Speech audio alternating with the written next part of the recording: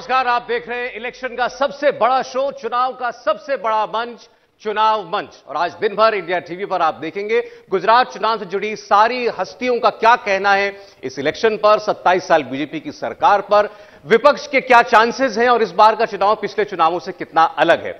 चुनाव मंच में अब जो मेहमान हमारे साथ मंच पर आने जा रहे हैं, आप गुजरात आएंगे तो उनके बारे में जान पाएंगे। आप गुजरात आएंगे तो आपको पता चलेगा कि यह शख्स इस चुनाव में इतनी अहमियत क्यों रखता है। आपको पता चलेगा कि वो शख्स इतनी कम उम्र में, इतने युवा होते हुए भी इतनी अहम जिम्मेदारी कैसे संभाल रहे हैं। तो मैं बिना किसी देरी के मंच पर आमंत्रित करना चाहता हूं, जोरदार तालियों के साथ स्वागत करें गुजरात के कैबिनेट मिनिस्टर, होम मिनिस्टर हर्ष सांघवी जी का।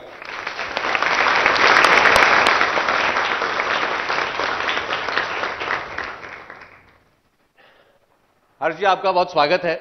और चुनाव मंच में हम शुरुआत आपसे इसलिए करना चाहते थे कि आप गृह मंत्री हैं, तो गृह मंत्री को तो सब कुछ पता होता है अपने राज्य के बारे में। तो आज पता चले कि आखिर गुजरात के इलेक्शन में चल क्या रहा है, आपकी पार्टी क्या कर रही है, आपकी पार्टी लोगों तक कैसे पहुंच रही है। लेकिन हर्ष सांघवी के बारे में अगर आप गूगल पर इनका नाम डालेंगे तो एक बात जो सबसे पहली नजर में आपको स्ट्राइक करेगी वही, और ये अपने इंटरव्यूज में कहते भी हैं, 7 पुश्तों में इनके खानदान में कोई पॉलिटिक्स में नहीं आया, और एक जगह तो आपने कहा कि आपके बाद भी कोई आएगा, इसकी भी कोई गारंटी नहीं है। तो अचानक आपका पॉलिटिक्स में आना और उसके बाद इतनी बड़ी जिम्मेदारियां मिलना। देखिए, मैंने ये इसके लिए कहा है कि मेरे बाद भी मेरे परिवार में से कोई राजनीति में आएगा या नहीं, वो मुझे इसके लिए पता नहीं है क्योंकि मेरा जन्म गांधी परिवार में नहीं हुआ है। मेरा जन्म ये राज्य के एक मध्यम वर्गीय व्यापारी परिवार में हुआ है, जो परिवार कई सालों से सूरत में हीरे के व्यापार से जुड़ा हुआ है। हजारों लोगों को सालों तक हम लोग ने रोजगारी दी है, और ऐसे परिवार में जन्म होने के बाद सामाजिक काम से मुझे जुड़ने का अवसर मिला। धीरे धीरे सामाजिक काम के साथ साथ राजनीति में भी मुझे जुड़ने का अवसर मिला। भारतीय जनता युवा मोर्चा के साथ गुजरात के गांव-गांव तक जाने का मुझे अवसर मिला। बहुत छोटी उम्र में भारतीय जनता युवा मोर्चा गुजरात प्रदेश में कामगिरी करने का अवसर मिला। राष्ट्रीय कक्षा भारतीय जनता युवा मोर्चा में भी मुझे काम करने का अवसर मिला। धीरे धीरे मैं काम सीखा। आज भी मैं राजनीतिक नहीं, सामाजिक काम ही करता हूं। तभी भी मैं सामाजिक काम करता था। मैं हर वक्त ये कहता हूं कि मेरे जैसे एक ऐसे व्यक्ति को भारतीय जनता पार्टी, खासतौर पे मोदी जी और अमित शाह जी ने मात्र 27 साल की उम्र पे मुझे पहली बार चुनाव लड़ने का अवसर दिया था। आप सोचिए कि 27 साल की उम्र में एक चुनाव लड़ना, जिसका फैमिली बैकग्राउंड, कोई भी पॉलिटिकल बैकग्राउंड नहीं था। इसलिए मैं हर वक्त, मेरे कई विरोधी भी मुझे पूछते थे कि ये एक लड़का पहली बार चुनाव लड़ने आया है 2012 में और इसकी चुनाव में डिपॉजिट भी चली जाएगी। मैं 2-3 दिन तक मेरा और काम चल रहा था। फिर मैं चुनाव के प्रचार में जब गया तब उन लोग को पता चला कि मैं मेरे मत क्षेत्र के सभी परिवार का बेटा हूं। आज 2022 में मैं ये गर्व के साथ कह सकता हूं कि शायद ही कोई ऐसा मंत्री होगा जिसके पीछे ना भाई लगाना पड़ता है, ना साहब लगाना पड़ता है। मैं 2012 में भी हर्ष था, 2022 में भी हर्ष हूं। मैं मेरे विधानसभा के क्षेत्र से जब निकलता हूं, कभी चलते चलते कहीं पे चाय की लारी पे जब खड़ा रहता हूं, तो खिड़कियों में से आज भी हर्ष कह के ही मुझे पुकारते हैं लोग, और वो नाता मेरा आज भी मेरी विधानसभा के मत क्षेत्र के लोगों के साथ जुड़ा हुआ है। मैं फिर से एक बार बोल रहा हूं कि मेरा जन्म गांधी परिवार में नहीं हुआ है, इसलिए ना पहले मेरे कोई राजनीति में थे, ना आने वाले समय में कोई राजनीति में आएंगे उसकी कोई गारंटी है। मेरे परिवार में से अगर किसी को राजनीति में आना है तो उसको संघर्ष और साहस करके, खास तौर पे लोगों की सेवा करके ही आना पड़ेगा। कोई फैमिली सर्टिफाइड से मुझे उतनी मेहनत करनी पड़ेगी जितनी आपको करनी पड़ी है। मेरे से डबल करनी पड़ेगी तो ही आने मिलना चाहिए, उसके अलावा नहीं ही मिलना चाहिए। हर्ष सांघवी जो है, मैं आपको बताऊं, इनके पास गुजरात में जो जिम्मेदारियां हैं, 9 विभाग कम से कम आपके पास हैं। मैं देख रहा था, होम मिनिस्टर आप, डिजास्टर मैनेजमेंट के मंत्री आप, एक्साइज के मंत्री आप, स्पोर्ट्स के मंत्री आप, युवा मामलों के मंत्री आप, शराबबंदी के मंत्री आप, बॉर्डर सिक्योरिटी के मंत्री आप। तो ऐसा लग रहा है सारी सरकार आप ही चला रहे हैं। जी ना, ये बहुत छोटा पार्ट है। गृह के साथ साथ कई विभाग ऐसे हैं कि जो उसके साथ जुड़े हुए हैं। इसके हिसाब से इसमें लिस्ट लंबी दिख रहा है, काम बहुत छोटा है सरकार का। मेरा वही छोटा सा काम कर रहा हूँ। मुख्यमंत्री जी के प्रयास से और मुख्यमंत्री जी के मार्गदर्शन में छोटे छोटे काम हम सब मंत्री साथ में मिलकर गुजरात को बड़ा बनाने के लिए हम एज एन टीम काम कर रहे हैं। मैंने आपके बारे में पढ़ा कि आप 2012 में तो सबसे कम उम्र में विधायक बने, चुनाव जीते आप। 2014 में प्रधानमंत्री मोदी का जो इलेक्शन था बनारस का, वहां भी आपका एक अहम रोल था। जी ना, मैं बहुत कई कार्यकर्ता वहां पे काम कर रहे थे, मैं भी एक कार्यकर्ता के रूप में छोटा सा काम सीखने बनारस गया था। कोई खास ड्यूटी थी आपकी वहां पर? जी ना, सबकी जो ड्यूटी थी ऐसी ही ड्यूटी मेरी भी लगी थी। छोटे छोटे काम में हम लोग काम सीख रहे थे। अब मैंने तो ये देखा, अब तो आप कैबिनेट मिनिस्टर भी हैं, लेकिन बड़े बड़े मंत्रियों की ड्यूटियां आज भी लगती हैं आपकी पार्टी में इलेक्शन में। जी ना, मैं मिनिस्टर ऑफ स्टेट हूं। मैं बोल रहा हूं, मैं मेरी जितनी छोटी उम्र है उतना ही छोटा काम मेरा है, और वो छोटे छोटे काम से मैं काम सीख रहा हूं। अच्छा, ठीक। लेकिन हर्ष जी, आपको टीवी पर उस वक्त पूरी दुनिया ने देखा जब मोरबी के हादसे के बाद प्रधानमंत्री मोरबी गए थे, और आप मुख्यमंत्री भी साथ में थे, और आप बता रहे थे उनको कि कैसे यह हादसा हुआ, आप बता रहे थे कैसे केबल टूटा या पुल गिरा। उस वक्त सबने देखा कि आप नजदीक से जुड़े हुए हैं उस हादसे के बाद जो कुछ भी काम हुआ उसके साथ। तो बहुत सारे सवाल लोगों के मन में है। तो सबसे पहले जो लोग पूछना चाहते हैं, ये तो पता चले पुल टूट कैसे गया। देखिए, मोरबी का हादसा एक बहुत ही दुखद और दुर्भाग्यपूर्ण हादसा था। ये हादसे के तुरंत ही मुख्यमंत्री जी ने एक निर्णय लिया कि एक हाई लेवल कमेटी इसकी जांच करे, और कल सुबह का सूरज जब उगे उससे पहले ये कमेटी मोरबी पहुंचे और उसका काम चालू हो जाए इंक्वायरी का। साथ ही में 6:30 बजे बनी हुई ये घटना में 8 बजे एक क्रिमिनल एफआईआर भी पुलिस के तौर से की गई। खास तौर पे हम सबने देखा कि सरकार की एक नैतिक जिम्मेदारी होती है कि इस प्रकार का कोई भी हादसा बने तो सबसे पहले बचाव कामगिरी जो है उसको एकदम तेजी से चालू की जाए। हम लोग ने पहला पेशेंट घटना बनने के 18वें मिनट में सिविल हॉस्पिटल में पहुंचा लिया गया था। वो पेशेंट बच भी गए थे। आसपास के सभी जिलों से एम्बुलेंसेज है, डॉक्टर्स है, सभी को तात्कालिक मोरबी भेजा गया और सभी प्रकार की व्यवस्था की गई। मैं आज ये मंच से सबसे पहले मोरबी के एक एक नागरिकों का आभार मानना चाहता हूं। जिस प्रकार से सरकार की एजेंसीज के साथ, फायर ब्रिगेड की टीम के साथ मोरबी के एक एक लोगों ने जो मदद की है, ये देश में कभी भी इस प्रकार की कई घटना बने तो उसके लिए एक रोल मॉडल के रूप में मोरबी के लोग साबित हुए हैं। 5 किलोमीटर दूर की ये सिविल अस्पताल तक पहुंचने में एम्बुलेंस को एक भी दफा ब्रेक नहीं मारनी पड़े, उस प्रकार से मानव चेन, मतलब ह्यूमन चेन वो लोग ने बनाई थी। कम से कम हजारों लोग, कहीं पे भी ट्रैफिक जाम ना हो, पुलिस के साथ लगे हुए थे। और खास तौर पे प्रधानमंत्री जी और गृह मंत्री जी रात को ये जब घटना बनी उससे सुबह 6 बजे तक हर एक मोमेंट की खुद खबर ले रहे थे। आर्मी, एनडीआरएफ, नेवी, एयरफोर्स, सभी एजेंसीज को वहां पे भेजा गया कि जितने लोगों को कैसे बचाया जाए उसके लिए सभी लोग एक साथ मिलकर एज एन टीम प्रयास करें। रात को 2 बजे तक तो सब लोग वहां पे, और कम से कम 1000 लोग बचाव कार्य में जुड़े हुए थे। और यह बचाव कार्य को आगे बढ़ाते बढ़ाते हम लोग ने कई लोगों को बचाने में सफलता भी मिली और कई लोगों को हम बचा नहीं पाए। ये बहुत दुखद घटना थी, और ये घटना में मुख्यमंत्री जी खुद वहां पे पूरी रात बैठे हुए थे। मुझे भी उनके साथ वहां जाना मिला, मुझे भी कुछ काम करने का अवसर मिला वहां पे, कुछ लोगों को कहीं ना कहीं देखभाल करने का मौका वहां मिला। खास तौर पे ये घटना मैंने आपको बताया कि बहुत दुखद और दुर्भाग्यपूर्ण है। सरकार ने हर मुमकिन कोशिश की है, और जो कमेटी का एफएसएल का रिपोर्ट भी अब जल्द आ जाएगा। जिस प्रकार से उसके लोहे की, उसके जो स्क्रूज थे, उसकी और सब जो मशीनरीज थी, मैकेनिज्म जो था, उसकी भी तहकीकात चल रही है। आपने एसआईटी बनाई है उसके लिए, उसकी रिपोर्ट तो आएगी, लेकिन प्रारंभिक तौर पर आपको तो जानकारी मिल गई होगी ना कि वहां हुआ क्या, क्योंकि इल्जाम क्या लग रहा है, एक घड़ी बनाने वाली कंपनी को पुल की मरम्मत का ठेका दिया गया। मरम्मत करने की बल्ब बनाती थी वो कंपनी। मैं ये चीज अच्छा हुआ आपने पूछ लिया। ये कोई कॉन्ट्रैक्ट नहीं दिया है, सरकार ने कोई रुपए नहीं दिए ये मरम्मत करने के लिए। ये एक ऐतिहासिक ब्रिज था वहां पे जो सालों पहले बना हुआ था। ये शहर की वो पहचान थी। ये कंपनी ने ये शहर की पहचान डूब ना जाए उसके लिए ये पीपीपी मॉडल पे ये ब्रिज चलाने के लिए मांगा। उन्होंने खुद इसको रिनोवेशन करवाया है। सरकार ने कोई पैसे देके इनको रिनोवेशन घड़ी की कंपनी को नहीं करवाया है। ये विपक्ष के मुंह से देखिए, ये चुनाव की सीजन है, विपक्ष जो चाहे वो इल्जाम लगा ले, उनका काम है राजनीति करना, लेकिन हमारी जिम्मेदारी है कि जो सच बात है वो लोगों के सामने रखनी है। घड़ी बनाने वाले को ब्रिज बनाने का नहीं काम दिया है, उनको मात्र ये ब्रिज चलाने का काम दिया है। उनको जो प्रॉपर एजेंसीज है उसके पास उनकी मरम्मत कराने की जिम्मेदारी थी।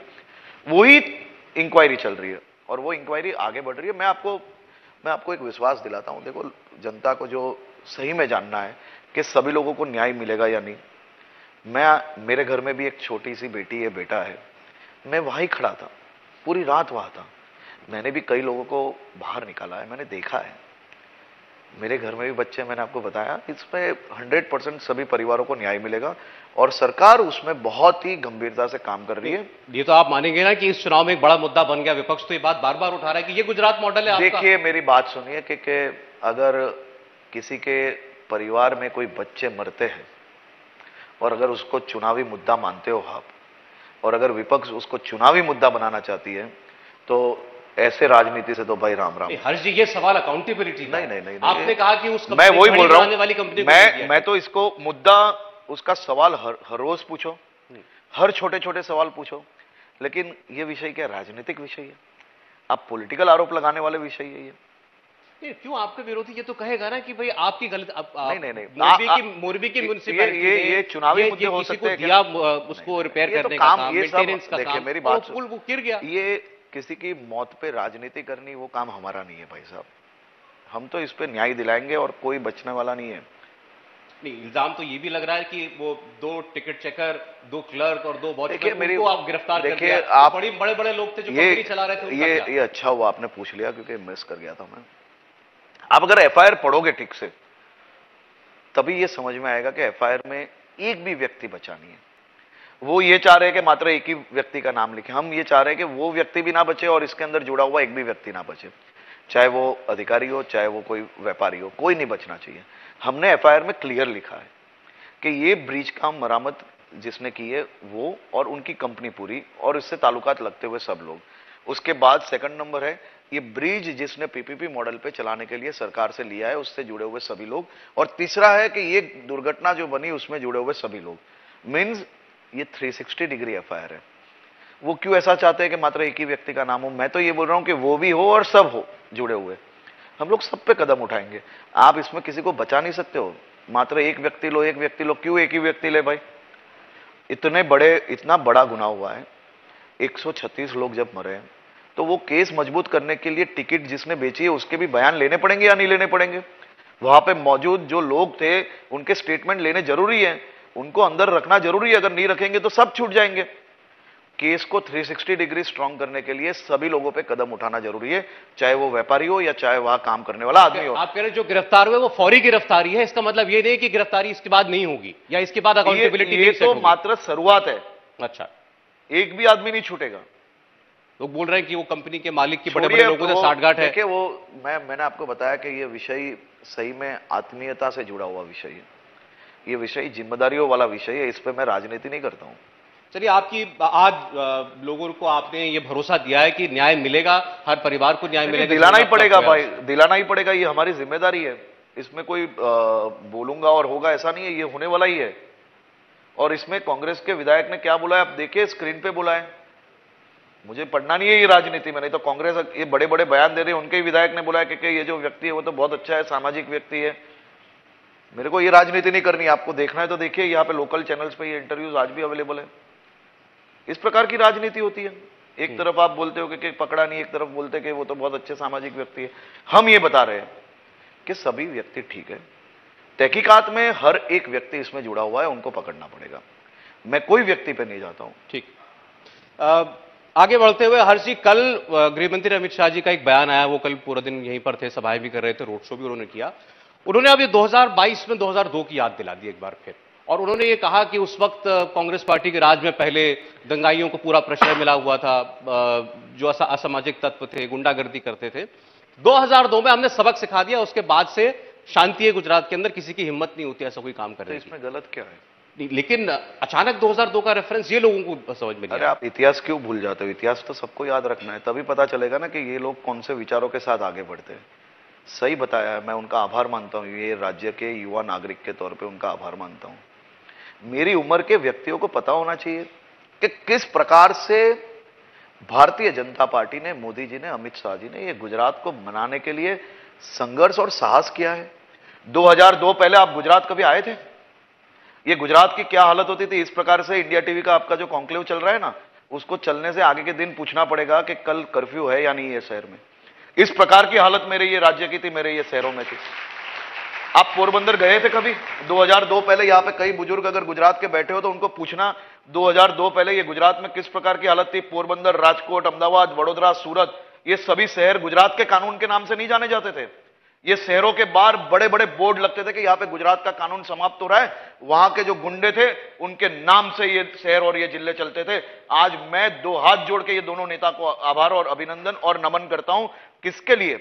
कि 2002 के बाद मोदी जी ने ये राज्य में कड़े कानून लाए, एक के बाद एक महत्व के फैसले लिए और कड़े कदम उठाने के बाद ये गुजरात आज गुजरात बनाए। आज ये गुजरात देश में नंबर 1 कैसे बनाए? ये ऐसे ही बनाए। 20 साल की ये मेहनत है, 20 साल का ये साहस है, 20 साल का ये संघर्ष है।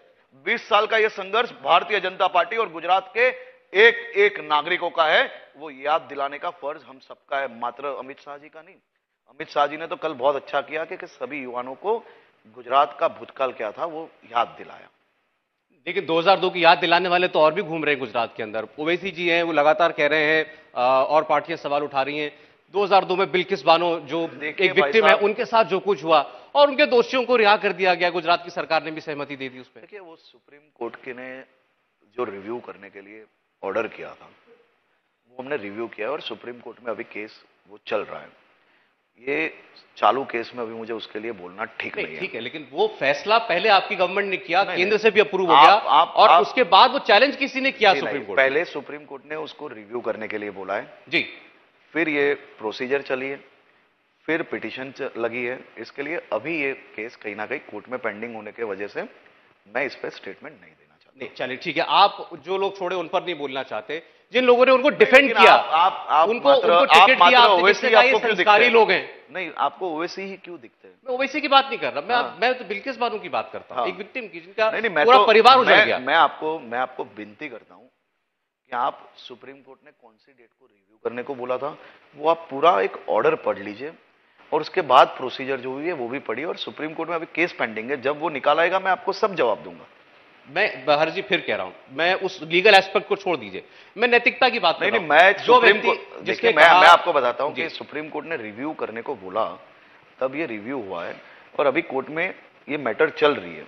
जैसे ही निकल आएगा मैं आपको जवाब दूंगा। चलिए, मैं दूसरा विषय देता हूं। नरोडा पाटिया में एक व्यक्ति जिसको की सजा हुई, उनके परिवार से किसी को टिकट दिया गया, उसमें पूछा जा रहा है कि कहीं कोई सहानुभूति नहीं है राइट विक्टिम्स के साथ आपकी पार्टी की। लोग, ओवैसी साहब तो बार बार कह रहे हैं कि मुसलमानों की दुश्मन है भारतीय जनता पार्टी। देखिए, ओवैसी साहब के लिए ये देश के एक ही समाज ये देश का नागरिक है। भारतीय जनता पार्टी के लिए सभी समाज के नागरिक ये देश के नागरिक हैं। ओवैसी साहब के लिए मात्र एक ही समाज की ह्यूमन राइट्स की बात होती है, लेकिन वो भूल जाते हैं कि बहुमती वाला भी जो समाज होता है उसके भी ह्यूमन राइट होता है। हमारे लिए सभी समाज एक समाज है। उनका ये आरोप कि गुजरात में मुसलमान को न्याय नहीं मिलता, वो तो गोधरा आगे उन्होंने कहा गोधरा की हालत देखिए, ओवैसी साहब को डेटा पढ़ना चाहिए। ये देश के मुसलमानों में सबसे सेफ मुसलमान गुजरात के मुसलमान हैं। यहां पे हम सब भाईचारा से एक दूसरे के साथ रहते हैं। ये गलत बात है, मात्र चुनावी सीजन में ये लोग खुद का कहीं ना कहीं राजनीतिक बेनिफिट लेने के लिए इस प्रकार की बात करते हैं। बाकी आप आइए मेरे साथ गुजरात के कोई भी गांव में घूमिए, कोई मुसलमान अनसेफ है ऐसा पॉसिबल ही नहीं है। हम सब गुजराती है, हम हिंदू मुस्लिम वाली बातें नहीं करते यहाँ पे। वो कहते हैं कि एक भी मुसलमान आपको पूरे राज्य में नहीं मिला जिसको टिकट दे देते, जिसको इलेक्शन लड़वाते। देखिए, वो चुनावी फैसला जो है वो विधानसभा वाइज नक्की होता है। वो ओवैसी जी को अपनी पार्टी का फैसला लेने का हक है। हमें हमारी भारतीय जनता पार्टी के कार्यकर्ताओं को चुनाव लड़ाना है, उसमें मुसलमान हिंदू की बात नहीं आती है भाई साहब। अच्छा देखिए, चले ओवैसी जी, आपने कहा एक समाज की बात करते हैं, आप दिल्ली से एक दूसरे पार्टी के नेता यहां पर आए, अरविंद केजरीवाल साहब, उनकी पार्टी चुनाव लड़ रही है बहुत सीटों पर, और ये माना जा रहा है कि वो लड़ेंगे तो शायद आपको कुछ फायदा भी पहुंचा देंगे, वो आपके एंटी वोट्स जो है वो काटेंगे, लेकिन वो लड़ रहे हैं आपकी पिच पर चुनाव। उन्होंने शुरुआत कहां से की कि नोट के ऊपर भगवान लक्ष्मी गणेश की फोटो छाप देनी चाहिए। वो यहां लोगों से वादा कर रहे हैं कि अगर हमारी सरकार आ गई तो हम रामलला के दर्शन कराने के लिए आपको लेकर के जाएंगे। आपसे बड़े हिंदुत्व के पैरोकार वो बन रहे हैं। देखिए, केजरीवाल जी की क्या बात करूं मैं, आप तो उनको बहुत अच्छी तरह से जानते हो। उनके हर राज्य में जब चुनाव होते हैं ना, तब उनके भगवान बदल जाते हैं। ये तो मैं उनका आभार मानता हूं कि गुजरात का चुनाव वो लड़ने आए, और जब गुजरात का चुनाव लड़ने आए तब उनको भगवान राम याद आए, गणेश जी याद आए। बाकी दूसरे राज्य के चुनाव में देखिए उन्होंने क्या क्या बात की है। केजरीवाल जी चुनावी सीजन के हिसाब से उनके भगवान भी बदल जाते हैं, और खास तौर पे अगर उनके आपने वीडियोस देखे होंगे, वो जहां बैठते हैं उसके पीछे जो महापुरुष के फोटो लगते हैं वो भी चुनाव की सीजन के हिसाब से और राज्य के चुनाव के हिसाब से बदल जाते हैं। केजरीवाल जी की क्या बात करूं मैं। नहीं, वो तो ये भी कह रहे हैं कि मैं जन्माष्टमी के दिन पैदा हुआ था और मुझे भेजा गया है यहां पर कंस के औलादों का नाश करने के लिए। अभी केजरीवाल जी का जन्म कितने कितने दिन हुआ है, कहां हुआ है, वो आप उनसे ही पूछ लीजिए भाई। लेकिन मैंने भगवान कृष्ण का नाम उनको लेना पड़ा, इसके लिए मैं गुजरात की जनता का आभार मानता हूं। नहीं तो ये सब लोग अलग अलग राज्य में जब चुनाव होते हैं तब क्या बातें करते हैं देखिए आप। पंजाब में चुनाव हुआ तब उनके भगवान कौन थे, दिल्ली में चुनाव होता है तब भगवान बदल जाते हैं। मेरे गुजरात की धरती पे आके भगवान राम लल्ला का नाम लेना पड़ता है, कृष्ण भगवान का नाम लेना पड़ता है। इसके लिए मैं गुजरात की जनता का आभार मानता हूं, दो हाथ जोड़ के मैं उनको नमन करता हूं। लेकिन उनके जो वादे चल रहे हैं, बिजली फ्री, शिक्षा फ्री, स्कूल अस्पताल फ्री देंगे, उसको जिसको रेवड़ी कहते हैं प्रधानमंत्री, वो गुजरात में काम कर सकता है कि नहीं कर सकता? देश के इतिहास में पहली बार ऐसा हुआ होगा, आजादी के बाद कोई सरकारी कर्मचारी को उसका पगार सही समय पे नहीं मिला, वो पंजाब का राज है, और वो है केजरीवाल मॉडल। दिल्ली की कई यूनिवर्सिटी ऐसी है जहां पे उनके शिक्षकों को पगार समय से नहीं मिल रहा है, वो है केजरीवाल मॉडल। नहीं, वो कहते हैं मोहल्ला क्लिनिक जैसे दिल्ली में चलाते हैं, अरे हर आदमी आ जाए कहीं भी उसको इलाज मिल जाता है। आप ये मॉडल की बात कर रहे हो, मोहल्ला क्लिनिक की? कूड़े कचरे के बीच में वो तंबू लगा के 5 रुपए की थैली में पैरासीटामोल दवाई देते, उसको आप मॉडल बोल रहे हो? हेल्थ मॉडल देखना है तो आइए मेरे साथ। अहमदाबाद की सिविल हॉस्पिटल में हार्ट, लीवर और किडनी ट्रांसप्लांट करते हैं हम सिविल हॉस्पिटल में। आइए मेरे साथ। गुजरात के हर एक तहसील में हम लोग ने फ्री डायलिसिस की व्यवस्था की है। आप आइए मेरे साथ, राजकोट में एम्स बन रही है। आप आइए मेरे साथ, सूरत की सिविल हॉस्पिटल में महाराष्ट्र से ऑपरेशन कराने लोग यहां पे आते हैं। आप आइए अहमदाबाद की सिविल हॉस्पिटल में, राजस्थान से लोग ऑपरेशन कराने यहां पे आते हैं। ये जो फ्री की पैरासीटामोल दवाई की बात कर रहे हैं ना, वो तो हमने 25 साल पहले कर लिया है काम। ये दिल्ली एक म्युनिसिपल कॉरपोरेशन है, देश का कैपिटल है। वहां पे कूड़े कचरों के बीच में उनके बड़े बड़े फोटो लगा के करोड़ों रुपए फोटो में खर्च करते हैं, और 5-5 रुपए की ये पैरासीटामोल दवाई देने का मॉडल हम नहीं मानते। मॉडल किसे कहते हैं? 1.5 करोड़ लोगों के पास आज यहां पे गुजरात में आयुष्मान भारत का कार्ड है। मोदी जी का ये जादुई कार्ड है ना, उसने 12 लाख से ज्यादा लोगों को ये साल में कहीं ना कहीं, किसी को हार्ट का ऑपरेशन, किसी को कोई और प्रकार की दवाइयां और प्रकार के ट्रीटमेंट, इसको हेल्थ मॉडल कहते हैं। दिल्ली में उन्होंने आयुष्मान भारत को लागू नहीं होने लिया, करोड़ों लोगों को नुकसान पहुंचाया। हम इस प्रकार के हेल्थ मॉडल की बात नहीं करते। नहीं, लेकिन वो तो ये अब केवल हेल्थ मॉडल की बात नहीं रह गई है, अब तो बात जिंदगी और मौत की हो गई है। उन्होंने कहा गुजरात का चुनाव, दिल्ली में एमसीटी का चुनाव होने वाला है, बीजेपी हत्या कराना चाहती है अरविंद केजरीवाल की, उनकी पार्टी के नेता ने बोला। आप उत्तराखंड का ठीक चुनाव से 1 वीक पहले का स्टेटमेंट देख लेना, आप पंजाब चुनाव से 10 दिन पहले का चुनाव देख लेना, और दिल्ली चुनाव के 10-15 दिन पहले का स्टेटमेंट देख लेना। हर राज्य के चुनाव में केजरीवाल जी का खून होने वाला होता है, और हर राज्य के चुनाव के बाद वो भूल जाते हैं विषय को। अब क्या है, आजकल उनके कई मंत्री जेल में, और उनका जेल मॉडल इतना फेमस है, तो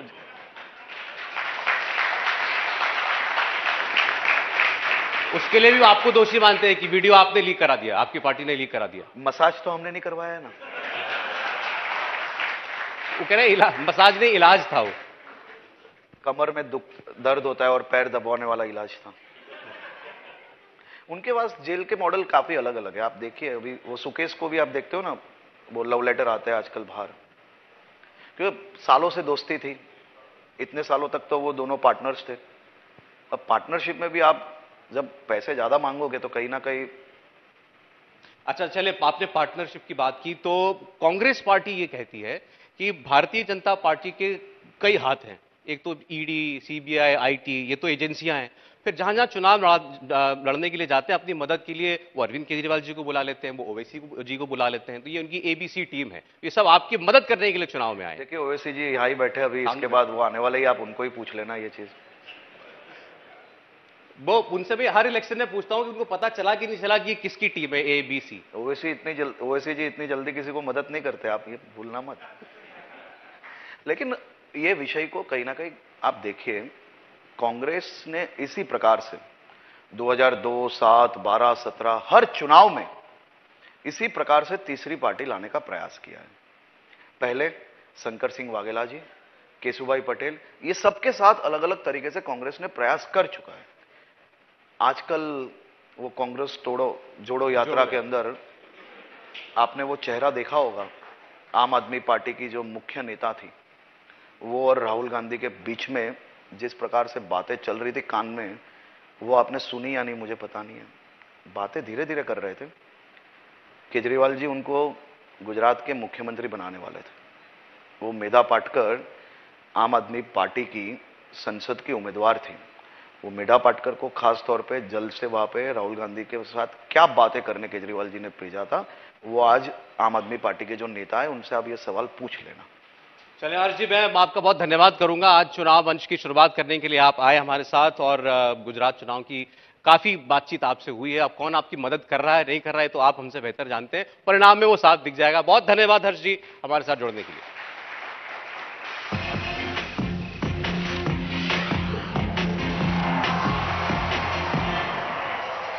इंडिया टीवी हर वक्त हर जगह डाउनलोड करने के लिए सर्च करें India TV news Google play store या ऐप स्टोर पर।